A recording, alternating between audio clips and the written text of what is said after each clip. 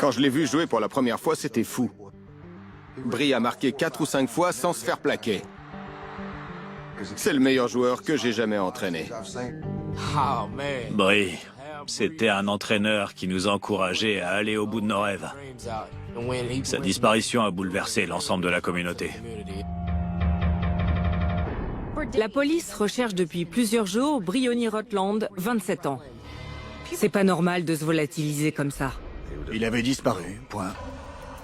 Quand on connaissait Brie, on ne pouvait pas lui vouloir du mal. Tout le monde l'appréciait. En voyant les taches sur le pont, je suis devenu pessimiste. Jamais je n'aurais imaginé qu'il pouvait y avoir un faux frère parmi ses proches.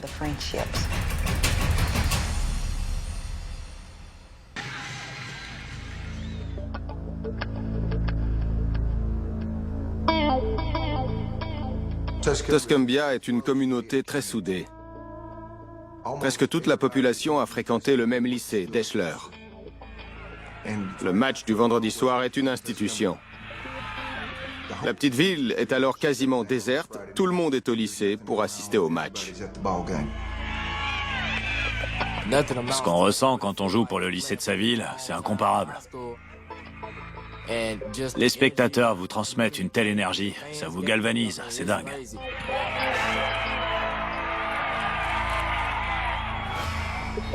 Briony Rutland, la légende de la Little League, s'était taillé une belle réputation.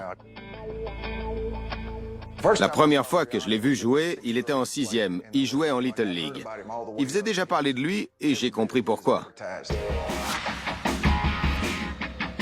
Je me souviens d'un match comptant pour le championnat de l'Alabama. Il était en dernière année. C'était en 2003, au Legend Field de Birmingham. Brie a créé l'exploit dès le coup d'envoi. Il a récupéré le ballon dans son propre camp et il est parti tout seul. Il s'est frayé un chemin en trompant ses adversaires. Il a marqué le touchdown tout seul. Après une course de 80 mètres, record de l'État, j'avais rarement vu ça. Dans le public, c'était du délire. J'ai tellement crié que je m'en suis cassé la voix. Il était doué. Après le match, je lui ai dit « Waouh, avec ton touchdown, t'as établi un nouveau record !» Il m'a répondu « Je m'en moque, on n'a pas gagné. » Il considérait qu'il était au service de son équipe. Il brillait, mais il voulait surtout faire briller. Quelques années plus tard, avant son diplôme universitaire, on l'avait recruté pour entraîner nos running backs. Il a accompli un travail formidable à son poste. Brie, comme entraîneur, il me lâchait pas d'une semelle. Il nous faisait bosser. Il voulait qu'on réussisse. Mais ça se limitait pas qu'au sport. Il voulait aussi qu'on progresse en tant que personne. C'était un pilier de la communauté. Il était généreux avec les autres et il faisait en sorte que la vie soit plus belle à Tuscumbia.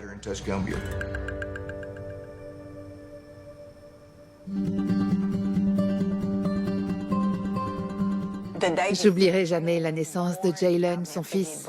En le regardant, Brie a fondu en larmes. Je lui ai demandé pourquoi. Il m'a dit, tu te rends compte? C'est mon fils. Ouais. Oui, j'ai une photo. La voilà. Tenez. C'est Brie et son fils. Brie était vraiment un père extraordinaire. Brie et la mère de Jalen, Ashley, ont vécu ensemble pendant un certain temps. Ils ont tout fait pour que ça fonctionne, mais ils ont fini par se séparer. Ils sont restés en bons termes, donc Jalen passait du temps avec ses deux parents. Brie élevait Jalen. Il l'emmenait à l'école tous les jours et il venait le chercher ou il s'arrangeait pour que quelqu'un le fasse à sa place. Ça se passait très bien.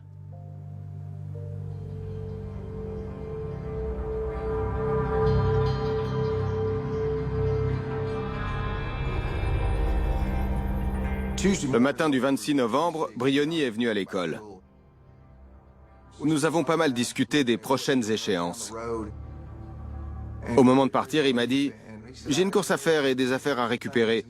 J'ai entraînement cet après-midi. » Et ensuite, il est sorti. Nous venions d'avoir notre dernière conversation. Le même jour, on m'a appelé pour me demander si j'avais de ses nouvelles. Finalement, il n'était pas revenu. J'ai appelé les collègues pour savoir si quelqu'un l'avait vu ou lui avait parlé. Mais il demeurait introuvable. J'étais sûr qu'il y avait un problème.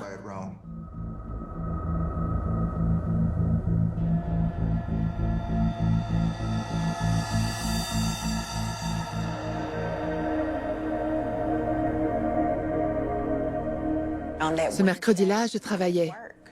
Je faisais partie du service de réanimation. J'étais dans la chambre d'un patient quand un de ses proches m'a dit « Désolé pour la disparition de votre frère ». J'étais sous le choc. Quelle disparition? Mais mon frère n'a pas disparu.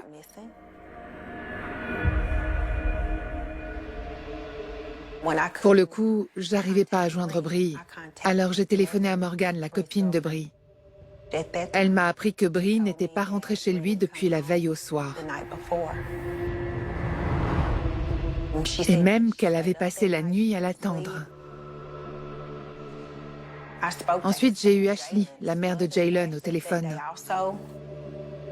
Elle a dû prendre ses dispositions pour pouvoir aller chercher Jaylen à l'école. Mais elle ne se doutait pas que c'était parce que Bree avait disparu. Sur le coup, elle a dû mettre ça sur le compte d'un retard ou d'un oubli. On peut sentir qu'il y a un problème sans savoir lequel.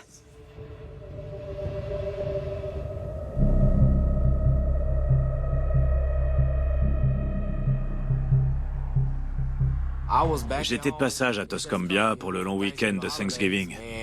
C'est ma sœur qui m'a demandé si j'étais au courant pour Bree. Personne n'avait de nouvelles. Donc j'ai essayé de le joindre. Ça sonnait pas. Et sur son autre numéro, c'était pareil. Ne pas décrocher, c'est quelque chose qui lui ressemblait pas.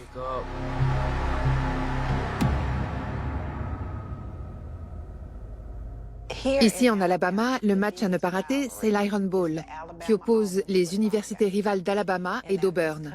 C'est justement la semaine où Bree a disparu. La rumeur disait que Bree était parti tôt pour y assister. Il y avait là-bas un étudiant dont il était le mentor, un certain Dion. Certains ont donc imaginé qu'il était là-bas avec lui. Les théories allaient bon train. Peut-être qu'il est là-bas, qu'il a perdu son téléphone, qu'il se prépare pour l'Iron Bowl. Mais Bree n'agissait pas de la sorte. Non, il serait jamais parti sans rien dire. Il nous aurait prévenus. Il y avait tellement de rumeurs qui circulaient. C'était compliqué de démêler le vrai du faux. Ma seule certitude, c'est que je m'accrochais à l'espoir de le revoir.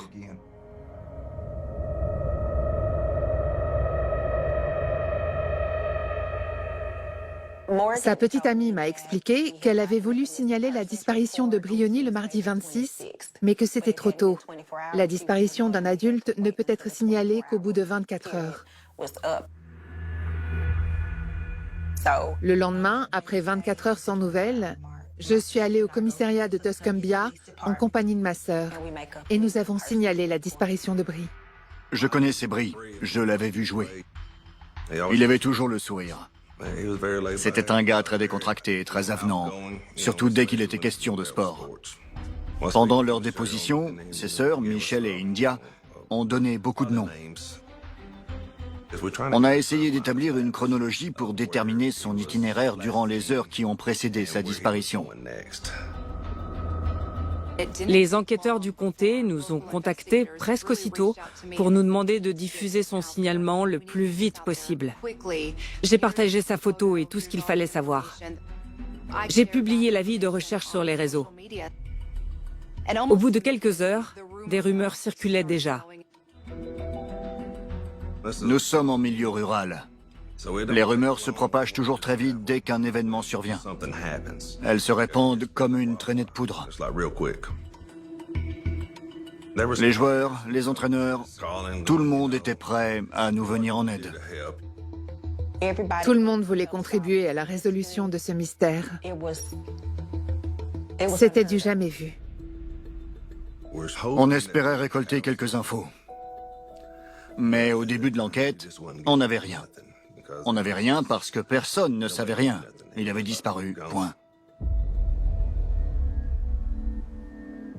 On nous a demandé si Bree avait des problèmes ou s'il était en conflit avec quelqu'un. J'ai informé la police d'une petite dispute avec le compagnon d'Ashley quelques jours plus tôt. Bree trouvait qu'il avait tendance à se prendre pour le père de son fils. Ça l'avait fait réagir. Je le vois tous les jours, c'est pas toi qui l'élève, alors évite de dire ça. Il lui avait dit ça quelques jours plus tôt. Ma première réaction a donc été de me demander qui était cette personne.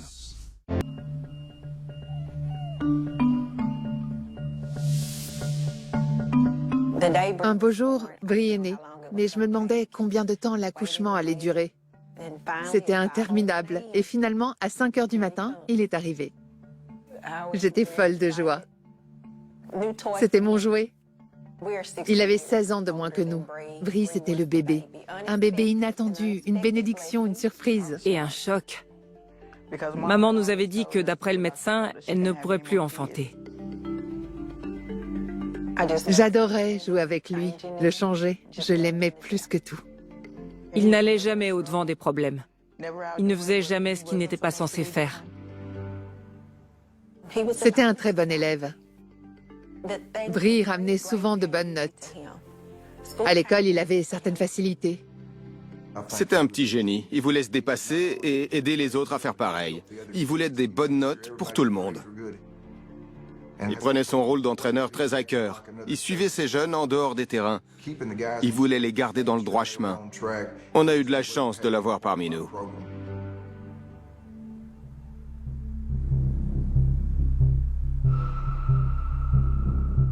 Bree et le petit ami d'Ashley ont eu un différend. Bree lui reprochait de se prendre pour le père de son fils. Un jour, il lui a dit « C'est pas toi qui l'élève ». C'était troublant. Ils ne se sont pas bagarrés ni rien, mais c'est à lui que j'ai pensé en premier. À part lui, je ne connais personne qui se soit disputé avec Bree. Il faut toujours établir une liste pleine de noms, dont ceux des membres de la famille. C'est notre première liste de suspects. On cherche aussitôt à en écarter, à rayer un maximum de noms de cette liste. Mais ce monsieur s'est montré très coopératif au téléphone. Et on a recoupé son alibi.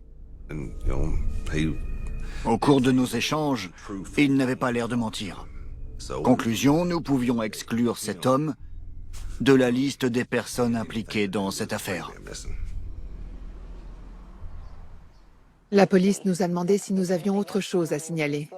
Michel et India nous ont alors appris que Bree faisait partie d'un groupe composé d'anciens camarades d'école qui aimaient parier de l'argent sur des matchs de division universitaire et professionnelle. Nous leur avons indiqué que c'était Bree qui était en charge de la collecte de l'argent provenant des paris sur les matchs de football. Bree et ses camarades de jeu avaient l'habitude de parier des petites sommes comme ça, entre amis. Mais comme on peut facilement l'imaginer, ça peut déboucher un jour sur des paris plus conséquents, avec à la clé des sommes d'argent bien plus importantes. Et ça peut entraîner toutes sortes de choses, y compris des mauvaises.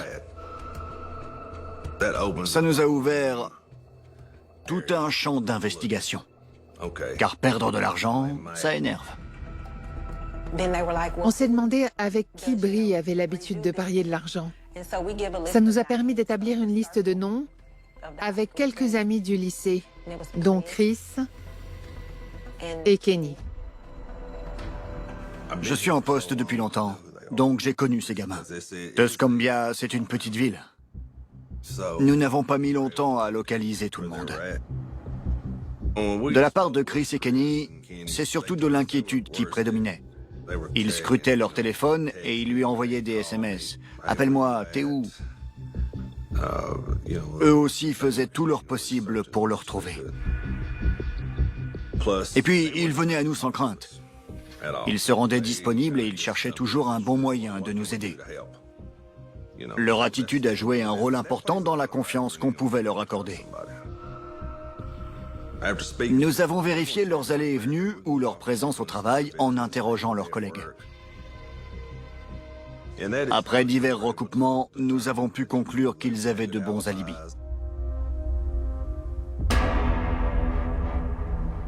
Les réseaux sociaux n'ont pas tardé à relayer ces petits paris sportifs entre amis. de nouvelles rumeurs sont nées, faisant de lui un bookmaker violent. On a fait passer mon frère pour ce qu'il n'était pas. Ouais, j'ai entendu parler de son petit business de paris sportifs. C'est quelque chose qui circulait dans la ville. Mais ça m'a pas empêché de dormir.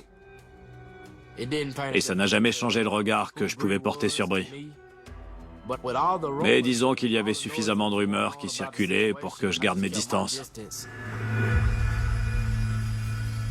Toutes les personnes qui ont voulu le diaboliser, ne vous en faites pas, il joue aussi. Dans d'autres États, en ligne, il joue chez d'autres. Ça revient au même, non? Brie, il pariait de l'argent avec des gars qu'il connaissait depuis des années, y compris des camarades de l'école primaire ou du lycée. Il passait même des soirées chez eux. Dans ce petit groupe, il y a des garçons qu'on voyait chaque jour ou chaque week-end. C'était juste pour s'amuser, c'était pas bien méchant. Il faisait ça pour passer le temps. Après avoir interrogé quelques-uns de ses amis, nous avons pu déterminer que Brie effectuait toutes ses transactions le mardi après le match du lundi soir. Soit pour encaisser l'argent qu'on lui devait, soit pour régler ses propres dettes. Par conséquent, le fait que la collecte se fasse le mardi, conjugué à sa disparition un mardi, ça a soulevé un certain nombre de questions.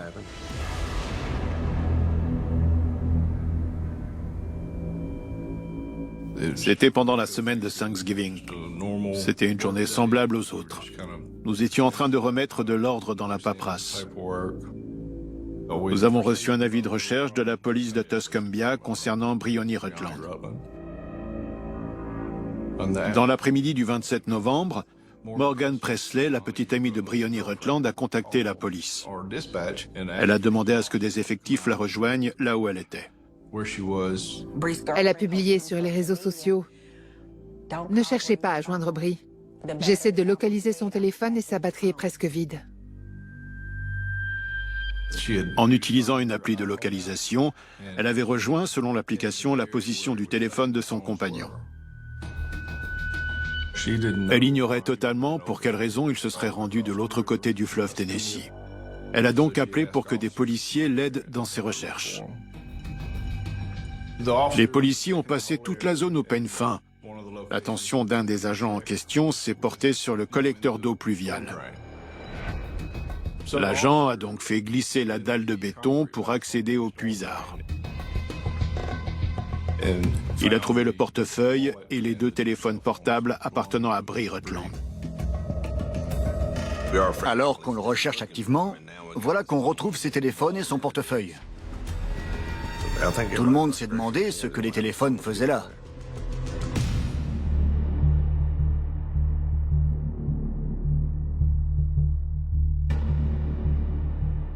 La petite amie de Brie a donc publié un nouveau message. « Nous avons retrouvé les téléphones et le portefeuille de Brie. » Je savais que c'était mauvais signe. C'était difficile à encaisser. J'arrivais pas à y croire. Après avoir appris que les portefeuilles et les téléphones avaient été retrouvés, plusieurs membres de la communauté ont décidé de constituer des équipes de recherche avec pour première mission de localiser sa voiture. Il y avait un monde fou pour nous aider. Des sportifs, des enfants, il y avait tous les profils dans ces équipes de recherche. Ils ont battu le terrain sans relâche, inspecté chaque buisson.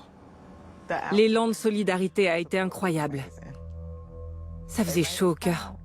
Ça montrait bien à quel point Brie était apprécié et combien il comptait dans la population. Celle de Tuscumbia, de Deshler, bien sûr, mais ça allait au-delà de ça. La seule chose qu'on espérait, c'était qu'il soit en vie. Mauvaise rencontre, rendez-vous qui a mal tourné, peut-être, mais nous, ce qu'on voulait, c'était le revoir. On espérait trouver sa voiture. On y croyait, on se disait, tiens, on n'a pas cherché là-bas, allons-y. Peut-être qu'elle va déboucher au coin d'une rue. Malgré nos efforts, c'est pas nous qui l'avons trouvée.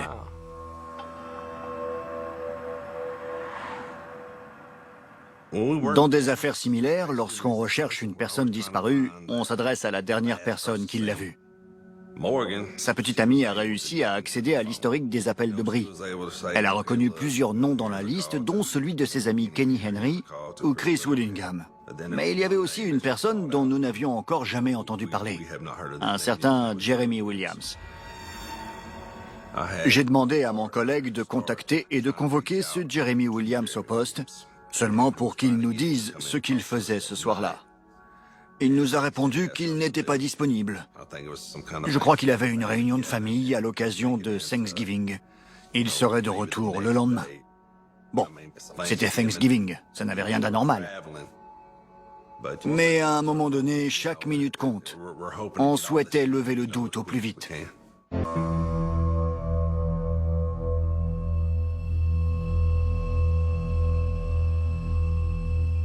On avait pris l'habitude de fêter Thanksgiving chez notre cousine, Juanita.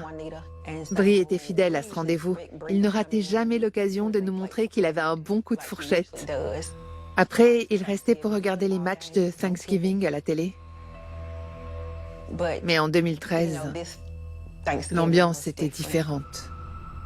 La famille s'était réunie, Juanita a cuisiné comme d'habitude, tout le monde était là. J'y suis allée avec mes enfants, mais ce n'était pas pareil. Il y avait une question qui nous hantait. Mais où est Brie? Je consultais mon téléphone sans arrêt. Je guettais l'arrivée du moindre message et je priais. Pour que Brie revienne.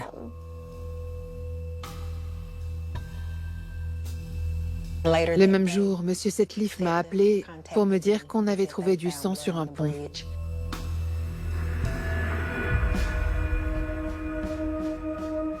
J'étais en train de fêter Thanksgiving en famille lorsque j'ai reçu un appel de notre officier d'astreinte. Il m'a fait savoir que des promeneurs avaient signalé des traces de sang sur l'ancien pont ferroviaire.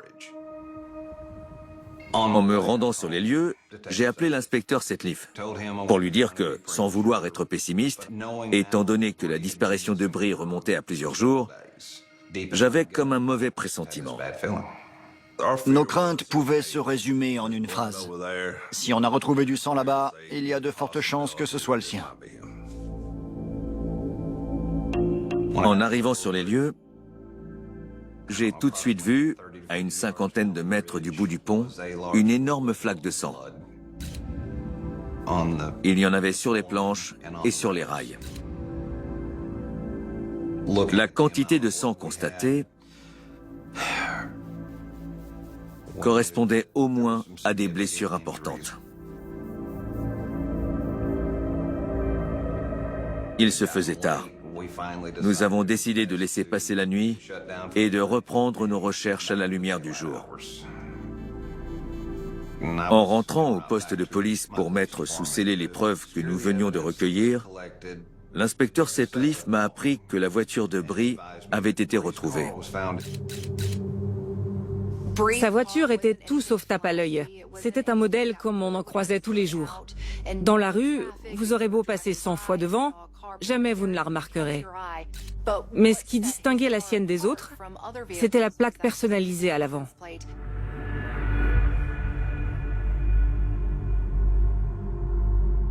C'est un entraîneur du lycée d'Eschler qui avait repéré la voiture de Brie à proximité d'un immeuble locatif, situé dans le village de Sheffield. Le soir de Thanksgiving, M. Pounders a pris le volant et demandé à sa femme de l'accompagner. Il lui a dit « Viens, on va essayer de retrouver la voiture de Brie ». Dès qu'il a vu cette plaque, il a su que c'était la bonne voiture. Il a tout de suite appelé la police de Sheffield. Elle était garée devant un immeuble locatif. C'était bizarre. Elle semblait abandonnée en pleine rue. À notre connaissance, rien ne reliait Brie à qui que ce soit dans ce secteur. C'est quand la voiture a été retrouvée que vraiment, j'ai craint de ne jamais revoir mon frère. J'ignorais s'il était en vie. Mon obsession, c'était qu'on le retrouve.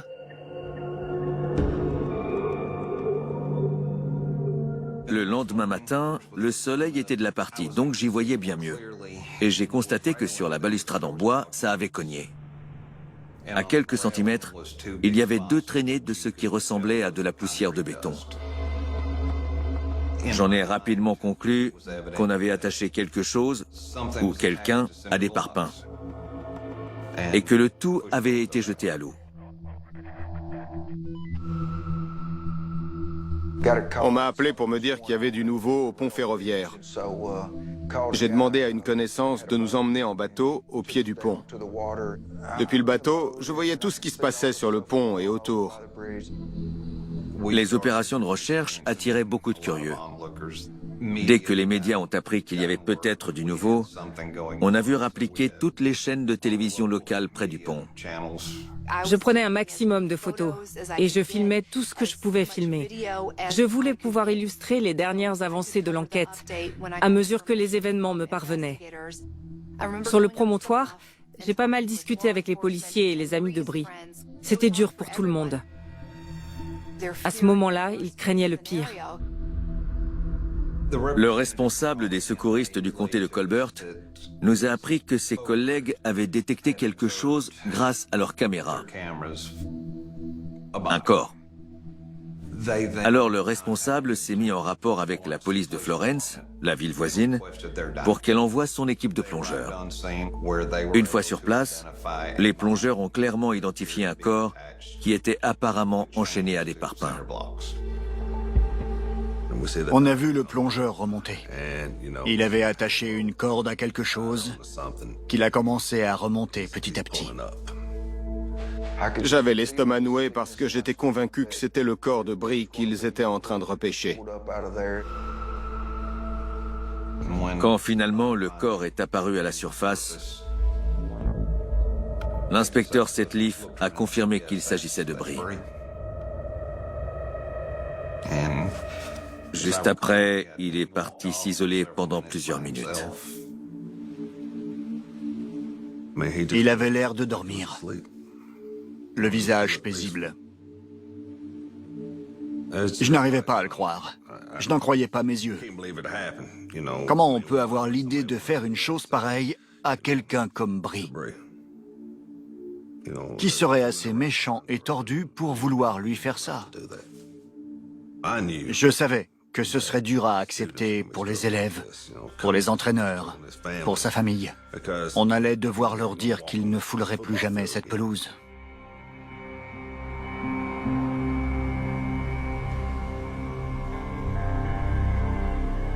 J'ai reçu un coup de fil du policier chargé de l'enquête qui m'a dit « Nos plongeurs ont remonté un corps, celui de Bree. » Et il a ajouté qu'il l'avait identifié lui-même pour qu'on n'ait pas à le faire. Il le connaissait bien. Je l'ai remercié d'avoir tout fait pour le retrouver. Quand on entend ça, on a beau être assis, on a beau craindre le pire, car vous savez qu'on va vous l'annoncer. Le fait de l'entendre comme ça, de vive voix, on n'est jamais préparé à ça. Quand on dit Tuscumbia, on pense à Bree. C'était un pilier de la ville. Sa mort a touché beaucoup de gens. Elle a fait souffrir plein de monde. Le lycée en a pris un coup. Un sérieux coup. C'était la pire fin possible. Il menait une vie merveilleuse, brillante, qui commençait à peine et qui inspirait tant de monde. Et elle s'arrêtait déjà. Maintenant, la question était de savoir qui a fait ça. Qui a tué Bree? Avec mon collègue, on a mené une enquête de terrain pour obtenir un maximum d'informations sur Jeremy Williams. Au moment de Thanksgiving, il nous a dit qu'il n'était pas là. 4 semaines plus tard, ce serait Noël. Alors oui, nous devions absolument retrouver sa trace, parce qu'à notre connaissance, personne n'avait vu Bree après lui. Nous avons découvert que Williams demeurait à Florence, à quelques maisons de l'endroit où les téléphones de Bree ont été retrouvés.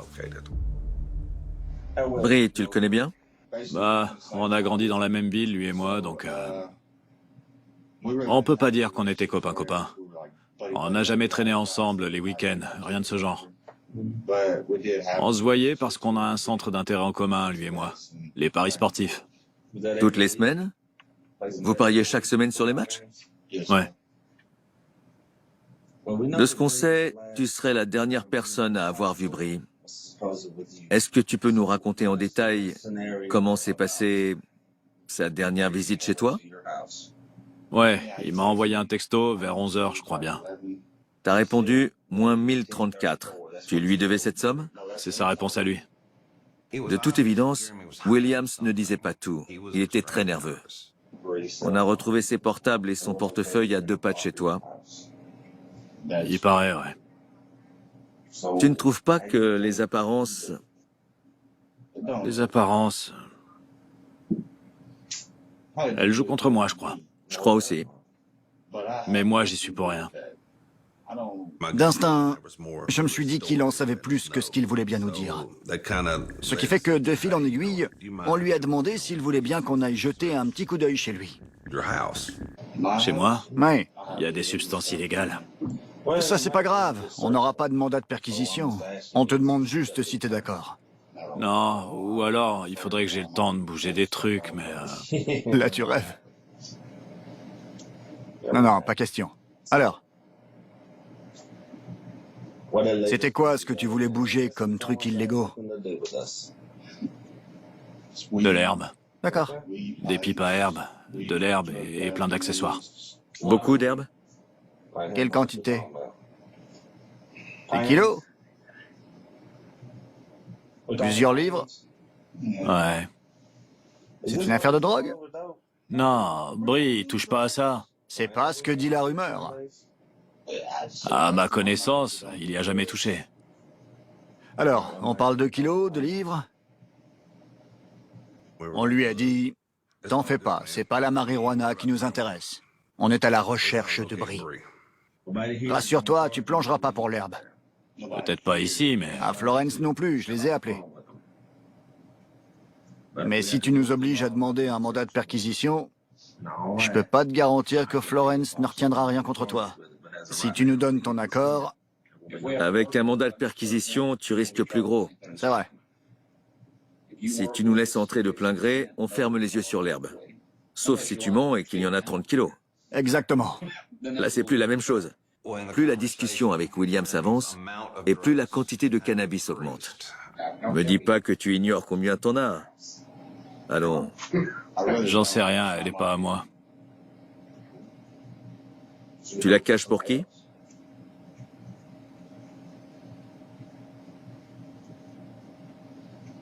Une personne impliquée? Non, je pense pas. Mais si j'avais su... Jérémy, combien à ton avis? Si ça se trouve, on m'a déjà tout piqué, vu que tout le monde sait que je suis ici. Admettons que non. Combien il y en avait? Plus d'une livre? Bon. 2? 10 livres? On lui a rappelé à de nombreuses reprises que ce qui nous inquiétait n'était pas la drogue, mais la disparition de Brie. J'ai demandé à la police de Florence de bien vouloir se rendre chez le dénommé Jeremy Williams pour garder les lieux jusqu'à notre venue. Ensuite, on a conduit Williams jusqu'à chez lui pour une fouille consentie. Alors qu'on venait tout juste d'entrer dans la localité, la police de Florence nous a appelés pour nous demander d'attendre son feu vert avant de nous présenter chez Williams, car elle venait de trouver des indices suspects aux abords de son appartement. Elle avait trouvé des gouttes de sang sur le porche, des traces de sang sur la face externe de la porte d'entrée et encore des gouttes de sang sur le trottoir. En ouvrant la porte arrière, les collègues ont été comme saisis par la chaleur qui régnait à l'intérieur de la maison et aussi par l'odeur des produits de nettoyage. Ça empestait. La police scientifique utilise du luminol pour révéler les taches de sang. Lorsqu'elle a vaporisé la zone, tout était bleu. Tout ce sang était la conséquence d'une grande violence.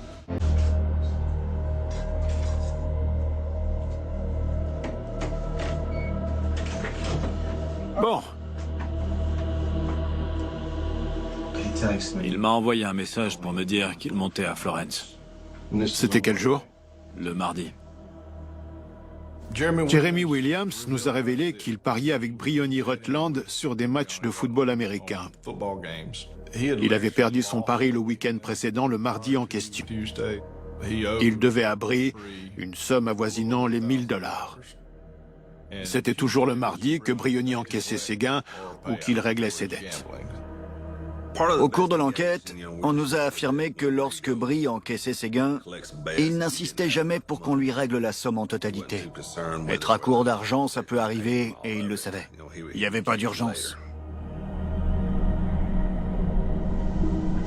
Bref, il s'est pointé. Et j'avais pas d'argent. $0. $0, 0 cent. D'accord. Au début, il souriait parce qu'il a cru que je bluffais, mais il a compris que je disais la vérité. Alors, il m'a pris à la gorge et il me l'a serré.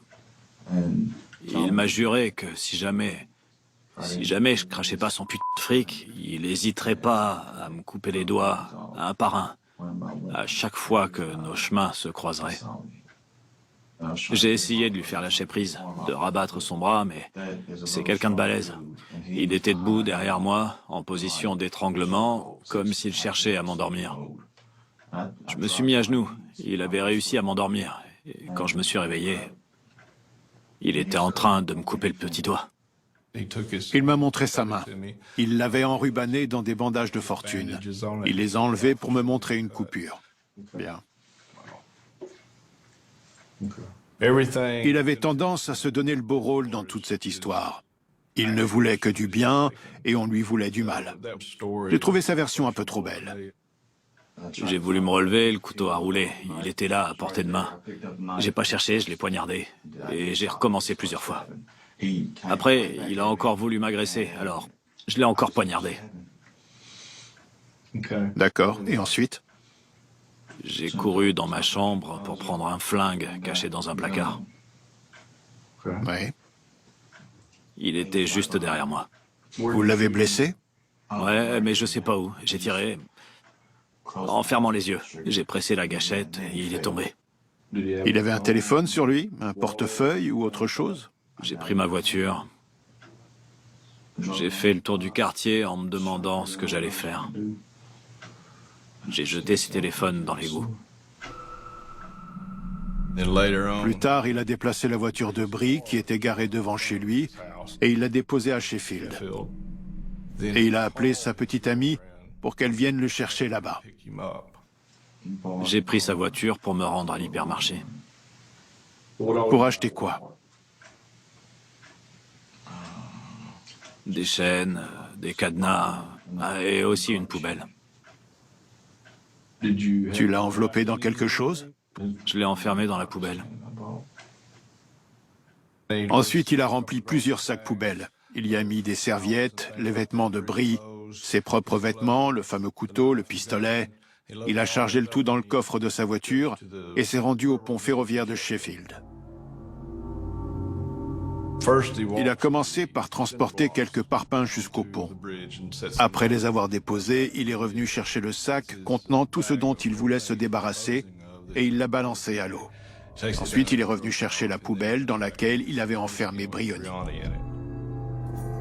Il a sorti le jeune homme de la poubelle et l'a attaché au bloc de béton à l'aide des chaînes qu'il venait d'acheter. Quand tu l'as sorti de la poubelle, tu as fait quoi?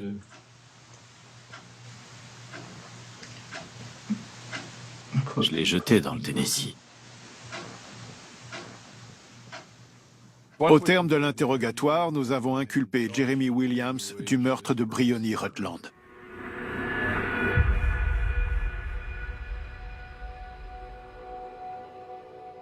Avant, j'attendais toujours la rencontre entre Alabama et Auburn avec impatience. Depuis 2013, cette date ne m'évoque que l'autopsie de mon frère. Le match est secondaire. Juste après le drame, je pensais uniquement à tout ce que Bry avait pu subir. Dans son rapport d'autopsie, le médecin légiste a pu établir que Bry avait reçu plus de 70 coups de couteau, qu'on lui avait tranché la gorge, qu'il avait été touché à la jugulaire que sa moelle épinière avait été sectionnée à 2 endroits différents et qu'enfin il avait reçu une balle dans l'œil. La seule conclusion qu'on peut en tirer est celle d'un déferlement de rage de la part de Jeremy Williams. Je ne vois pas comment on peut invoquer la légitime défense. Williams prétend que Bree l'a poursuivi jusque dans sa chambre. Il aurait juste eu le temps de récupérer son arme et de tirer. Mais avec une moelle épinière déjà sectionnée, Bree se trouvait déjà dans l'incapacité de courir ou même de se lever. J'ai rien d'autre à dire sur Williams. J'aime autant qu'on n'en parle plus du tout. Comment peut-on faire ça à quelqu'un avec qui on a grandi et dont on est censé être l'ami? En entendant ce nom, Jeremy Williams, je me suis dit non. Je l'avais pas vu depuis des années. Jeremy, pour moi, ça a toujours été un gringalet. Bree était sportif, il était en pleine forme, du coup, je me suis dit que ça tenait pas la route. Mais quand j'ai lu le rapport d'autopsie, je me suis dit, ah, d'accord.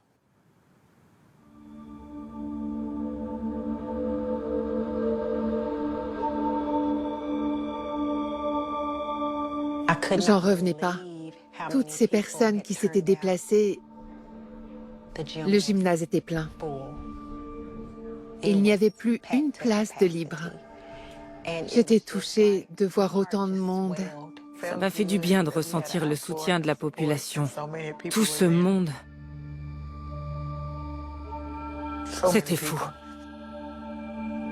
Nos élèves et le personnel de l'école ont vécu une période très triste. À titre personnel, j'ai eu du mal à comprendre ce qui s'était passé.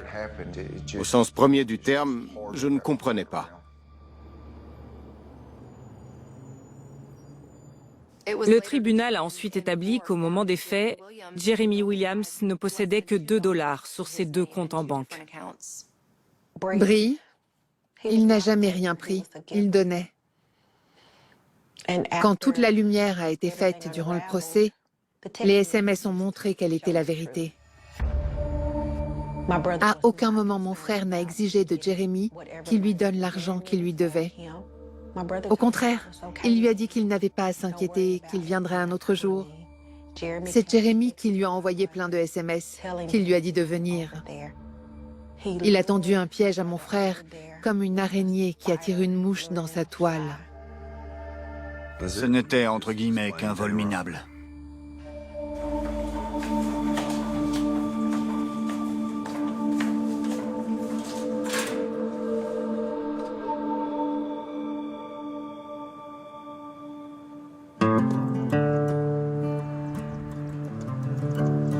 Depuis ce drame, le lycée d'Eschler a créé le prix Bree Rutland. Chaque année, il vient récompenser l'élève qui se distingue non seulement sur le plan sportif, mais aussi au sein de la collectivité. À travers le nom de Bree Rutland, le but était de récompenser l'élève qui cherche à faire le bien.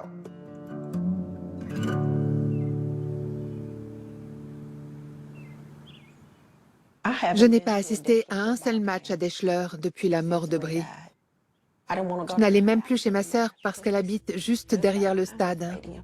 Chez moi, tous les vendredis soirs, je m'allonge, j'écoute la clameur du stade et aussitôt je pense à Bree. Bree et les valeurs qu'il incarnait resteront à jamais gravées dans notre mémoire collective. Il fait partie de l'histoire de Deschler et nous veillerons à ce que son message soit transmis et partagé.